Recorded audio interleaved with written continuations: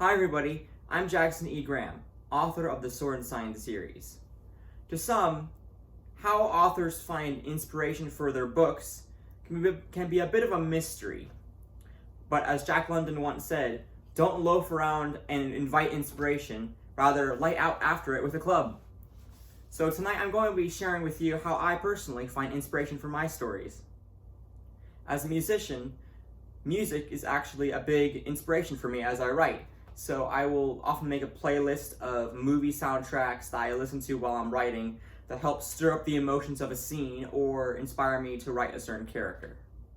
For those of you who've read book 2 of the Sword and Scion series, that is, The Allegiance of Avarice, which actually is my favorite book I've written so far, you might have noticed an interesting instrument known as the bowed lyre, and I actually took that from real history. So history often proves an inspiration when it comes to music as well. So I actually wanted to do the same thing with book 3, so I dug into some history and I found an interesting instrument that fit my needs, which I needed an instrument that was harsh and discordant. And I found everything I needed in an interesting medieval instrument known as a racket. And yes, for those of you who don't know what a racket is, it is basically a large medieval kazoo. And it totally fit the image I was going for in the sound, so I integrated it into book 3. You can actually see that in a few scenes. Another place where I find inspiration is in my favorite book series and novels. So for those of you who are familiar with John Flanagan's Rainer's Apprentice series, that was probably my favorite series when I was growing up as a kid. So naturally, some of the characteristics of John Flanagan's Rangers ended up coming into my Foresters in my series.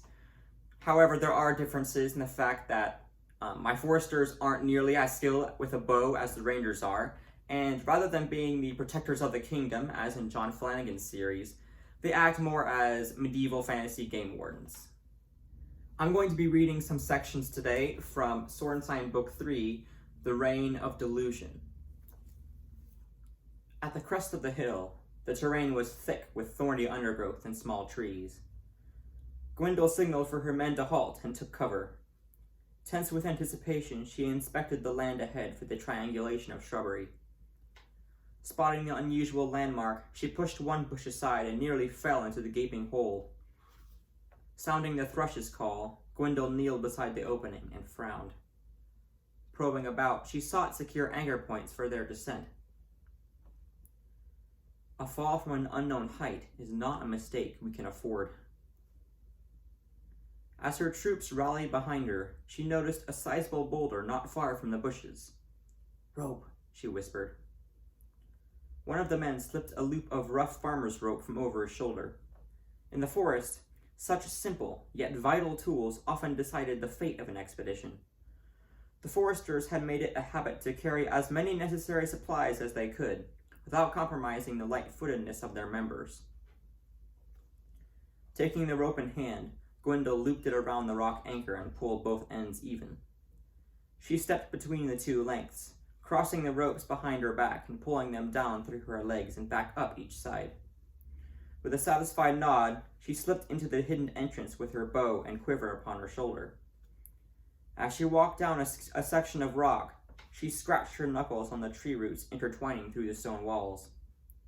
Steady drops of water echoed in the cavern below. The daylight faded into a thick darkness. Her knees and feet knocked against the stone. She sensed a cool breeze, and the walls dropped away into an immeasurable void, choked with a gloom that robbed all vision.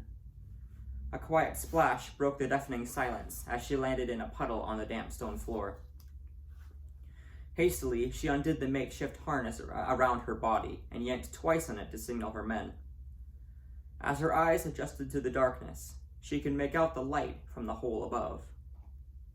Gwendol stepped away from the dangling rope and leaned against the wet walls of the cave. Venturing a few hesitant steps forward, she waited as the rest of her men descended. All knew the importance of silence. Staring off into the darkness ahead, Gwendol caught a faint trace of voices echoing off the cavern walls. The Forester elf felt her way along the wet stone wall, led by the voices of the enemy. The others followed on her heels, rather than risk getting lost in the blackness. The voices grew louder, and rays of daylight illuminated patches of the cave. Gwendol halted suddenly as the entrance to the cave came into full view. She observed 4 huddled forms framed within the cavern's opening. In their hands, bows were held at the ready. At the front of the group, their leader rallied them, his quarterstaff clutched in hand. Shouts from outside echoed across the stone, and the outlaws let fly, hurriedly knocking arrows for another volley. Gwendol readied her bow. She held her breath at the chance of skittering a rock that would cost her the element of surprise. Her men advanced slowly behind her, weapons drawn. A sudden shriek jolted her as one of the outlaws fell, stricken by an arrow from the foresters outside. The outlaw band turned to comfort their wounded friend, and came face to face with Gwendol. Unable to make out the figures lurking in the darkness, the outlaws lashed out with their weapons in panic. Too late. The foresters let fly before the enemy could gain the upper hand. 2 bandits tumbled to the stone floor, wounded. The remaining man knocked aside a forester and swung his quarterstaff at Gwendol. She stumbled back, and the staff splintered against the rough cave wall. Several foresters leapt onto the bandit, restraining his arms and binding him with extra rope. Wounded in pride and body, the bandits laid upon the hard ground, grimacing in pain. Entrusting the prisoners to the watchful eye of her comrades, Gwendol hurried out the cave entrance, signaling their victory. The birds resumed their song, once again assured the forest of Tekohar lay under Gwendol's watchful eye. One fun thing about writing this scene is that I actually tried out Gwendol's rope rappelling technique that I described in this chapter. So I actually rappelled off the back porch of my house with some spare rope that we had in the garage, and needless to say, it was painful. Yeah, research can be a little bit dangerous sometimes. And of course, who could forget Tolkien? Now, I was definitely inspired by his books, and I love the Silmarillion, so naturally, some of his fantasy races I incorporated into my work, of course, twisting them to my own ends. For example, my dwarves are the long-living race in my series, not elves. They are keepers of ancient wisdom, history, and alchemy, and they act almost like living books keeping the continuity of Alfel. Also, my elves are different from Tolkien in the fact that they are actually intermixed with humans and have a more human lifespan and manner, although they definitely are more agile than humans, but it really boils down to more of a genetic difference than a racial difference. To their left stood a large establishment, the awning of its roof jutting into the street. Several pillars barely supported its old, crumbling frame under the massive weight of a snowdrift. As they passed by, the growing rumble of voices swelled within. Thoughts of danger and bloodshed flashed through Eowys's mind, and he hurried his pace. The sudden crash of the tavern door behind them arrested their steps, and the 2 turned in unison, hands falling to their weapons. A dwarf lay in the snow, still dazed from his sudden and violent expulsion from the establishment. In his hands, he still held a fork and napkin. His fur cloak was tangled beneath him, and an overcoat of reindeer fur was disheveled from a one-sided scuffle. A cloth eye patch was slung at an angle around the dwarf's head. Sitting up in the snow, the unfortunate patron smoothed his beard. Eowys narrowed his eyes as he noticed the dwarf bore no weapon. Standing in the doorway of the tavern, a burly man glanced at the dwarf, his face red with rage and drink. "Don't speak to me with your irreverent talk," he exclaimed, stuttering under the influence of too much ale. "If I see your face in here again, I'll tear it off!" Eye twinkling with amusement, the dwarf stood, chuckling. "I forgive you, friend. They say every bruise makes a man wiser, and you've given me plenty. Besides, I prefer a bit more gravy on my yak roast." He joked in good humor. Disgusted with the dwarf's optimism, the man strode over to him and snatched the utensils from his grasp, kicking him back to the ground as he did so. The dwarf did not retaliate. instead welcoming the insult with apparent gladness. As the man stormed back into the tavern, the dwarf stood, dusting the snow from his clothing and laughing to himself. Releasing his sword, Aeolus glanced at Gwendol, speechless. Compared to the cold hostility they had seen in the people of Theladrock, the dwarf's jovial attitude shocked them both. Gwendol studied him. As strange as his behavior appeared, he bore no signs of drunkenness. Aeolus furtively looked for sign of further trouble, then hurried to the dwarf's side with Gwendol following behind. "Are you all right?" he inquired.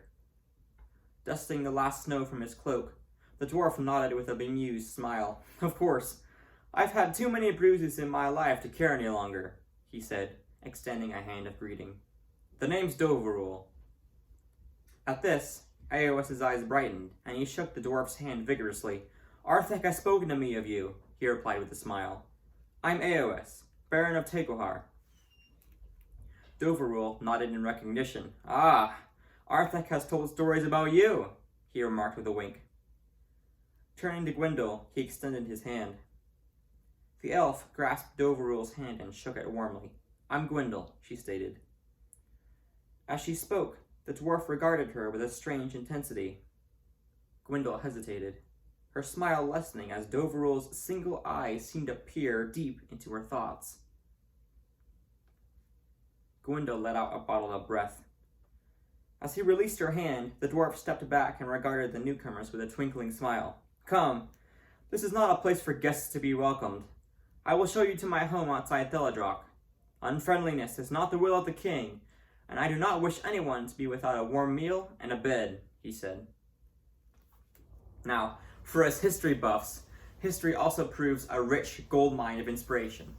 For example, in books 1 and 3 of the Sword and Scion series, I made reference to Duraval bombs, which are actually based off of explosive weaponry from 1300s medieval Europe. Commander Vakros let out a sigh and pushed away from the table. His arms hung limp at his sides. Shaking his head to clear his mind, he walked to Gwendol's side of the table and eyed the bomb. "This device looks similar to the ones used in the mining of our jade," he exclaimed, alarmed at the possibility of further treachery. Gwendol took the bomb in hand, and the sound of sloshing liquid could be distinctly heard within. "Durval oil," she noted.